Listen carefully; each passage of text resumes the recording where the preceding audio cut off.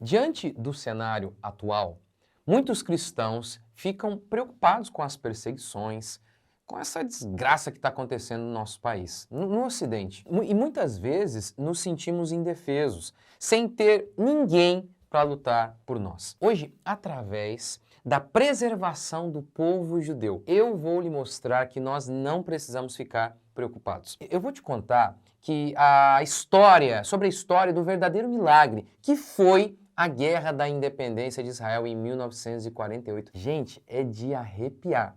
É para ficar emocionado. Alguém já disse o seguinte: o fato de os judeus estarem vivos até hoje já é prova o suficiente de que a Bíblia é verdadeira. E eu vou tentar explicar esta frase neste vídeo, vou tentar lhe mostrar que Deus é fiel, que nós não precisamos ficar preocupados com nada nem ninguém, mesmo quando parece que o inimigo é infinitamente maior, quando parece que nós não temos ninguém a quem recorrer. Não se preocupe. Curta, comente, se inscreva, porque eu tenho certeza que este vídeo vai te emocionar e vai te inspirar. Bora para mais um vídeo. Pessoal, a preservação de Israel, depois de 2000 anos de ódio contra eles, é um verdadeiro milagre e eu posso provar. Então vamos lá, por partes, vamos começar assim. Os judeus sempre foram perseguidos e odiados ao longo da história.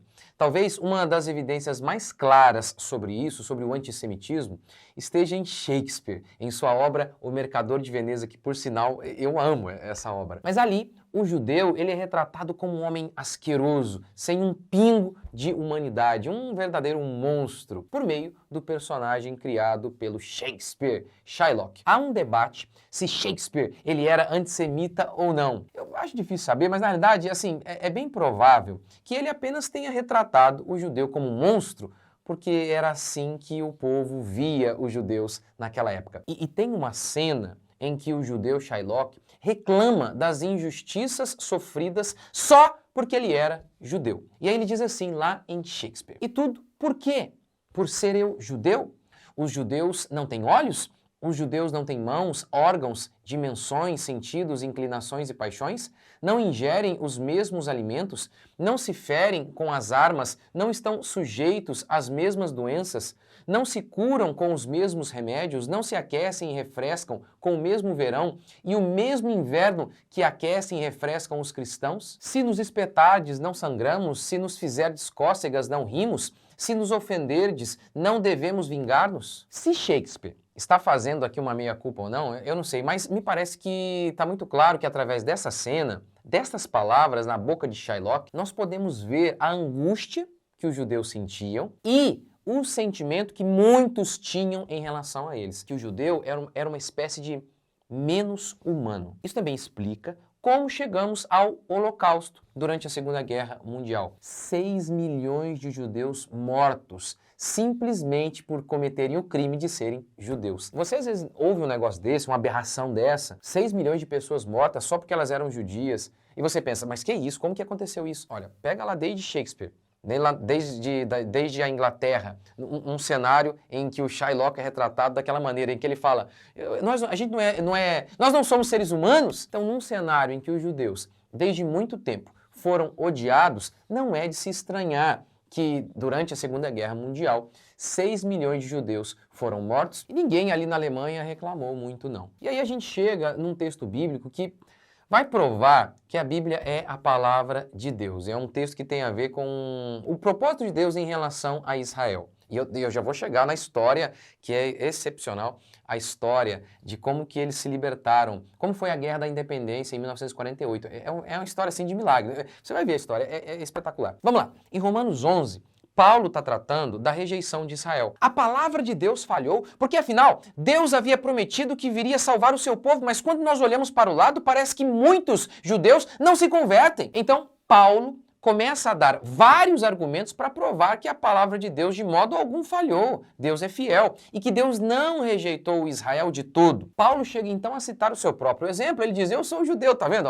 Vocês estão dizendo aí que os judeus não foram salvos. Tá aqui, eu sou judeu. E nesse contexto, Paulo chega a um versículo que é um debate aí entre os estudiosos, Romanos 11:15. Porque se o fato de terem sido eles rejeitados trouxe reconciliação ao mundo, que será o seu restabelecimento, senão vida dentre os mortos? Paulo está dizendo que a rejeição dos judeus trouxe salvação aos gentios. Como assim? Ora, várias vezes nós vemos Paulo pregando aos judeus e vendo que os judeus estão rejeitando a pregação. Isso lá no livro de Atos. Por isso, Paulo acabava partindo para pregar aos gentios. Tudo bem, a gente não tem muita dúvida em relação a esta parte. A questão é esta aqui, ó. O que Paulo quis dizer com o que será o seu restabelecimento, senão vida dentre os mortos? Paulo está dizendo que a queda trouxe algo maravilhoso, a salvação dos gentios, mas que a reconciliação dos judeus faria algo ainda maior.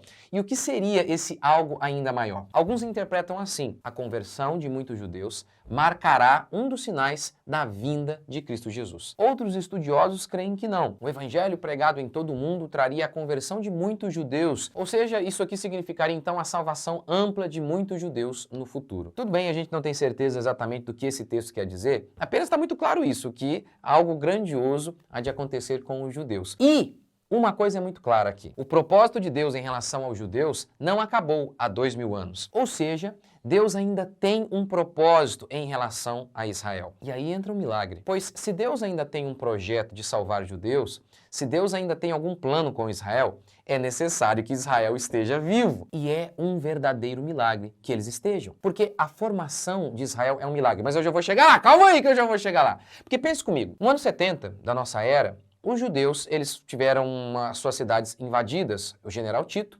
sitiou Jerusalém e depois invadiu e destruiu tudo. E a partir daí, os judeus foram dispersos por todos os cantos. Pense nisso.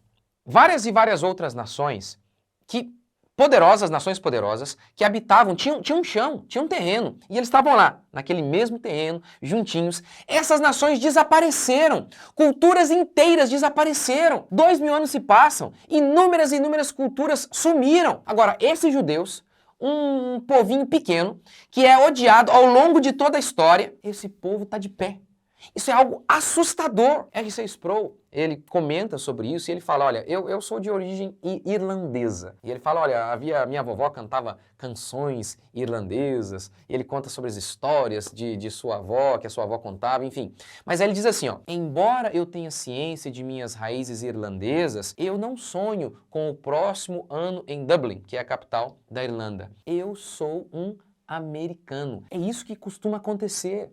As pessoas migram para outros países e elas assimilam a cultura. Então pega lá um brasileiro, ele vai para os Estados Unidos, e aí o seu filho nasce ali, passa um tempo, meu amigo, já era. Aquele menino já está ali, já é um americano. Ele não lembra, ele já não tem mais os cacuetes brasileiros. Ele é um americano. E é geralmente isso que acontece. Não com os judeus. Há uma consciência de identidade étnica que nunca se apagou deles. Por isso que um teólogo, quando perguntado para ele, olha, me dê uma prova aí da existência de Deus, ele respondeu assim, os judeus. 1800 anos, mais de 1800 anos sem pátria. Como que você explica? Grandes povos, grandes civilizações desapareceram e um povinho lá da Palestina perseguido sistematicamente, esse povo está de pé. E deixe-me contar então um milagre que eu prometi para vocês lá no começo. A formação do Estado de Israel em 1948. Em 20 de novembro de 1947, a ONU aprovou o plano de partilha da Palestina. A ONU aprovou a criação do Estado de Israel. E aí, imediatamente, os países vizinhos começaram a atacar. Em 14 de maio de 1948, aconteceu de fato a declaração de independência de Israel. E aí, os países árabes declararam guerra imediatamente. E vale lembrar que eles estavam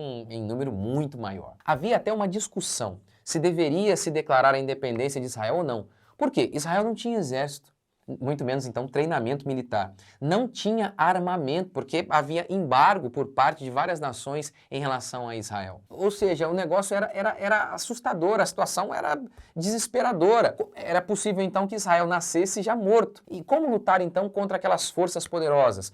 Mais de uma nação, várias nações, 5 nações, eles nasceriam mortos. E aí, então, que a gente começa o milagre que aconteceu durante essa guerra da independência dos israelitas. Lou Lenard, um judeu americano, um piloto americano que pilotou durante a Segunda Guerra Mundial, ele fez um acordo com a Tchecoslováquia, um dos poucos países dispostos a negociar com Israel. Como a Aline do canal Israel com Aline explica, os tchecos pegaram restos de aviões da Segunda Guerra Mundial e começaram a montar aviões, ou seja, com restos de aviões nazistas, gente. O Lou viu esse avião e disse o seguinte, este avião é o pior pedaço de E aí falou um palavrãozinho lá, de caquinha que eu já pilotei. Eles adquiriram 6 aviões.